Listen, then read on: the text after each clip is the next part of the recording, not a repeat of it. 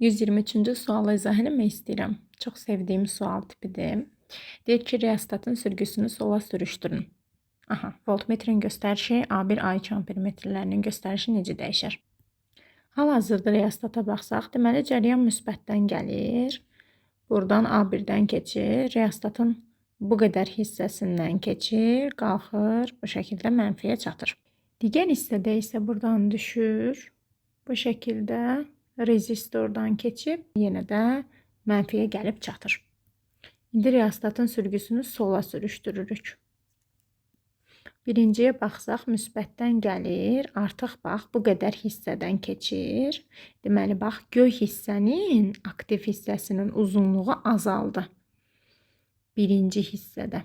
Deməli, burada R1 azaldı. Ona görə də I1 bərabər U böl R1'dir. R1 azaldığından A1 ampermetrinin göstərişi artar. Hissəyə fikir versək, buradan cəryan gəlir. Rezistordan keçir. Bax, aktiv hissənin uzunluğu artdı. Axı, bu tərəfə doğru sürüşdürdük. Çəhrayı rənglədiyim hissənin uzunluğu artacaq. Ona görə də I2 bərabərdir U bölünsün rezistor üstəgəl R2.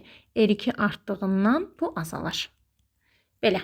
A1 ampermetrinin göstərişi artar, A2 ampermetrinin göstərişi azalır.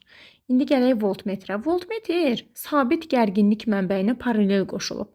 Ona nə dəxlisi var ki? O dəyişməz.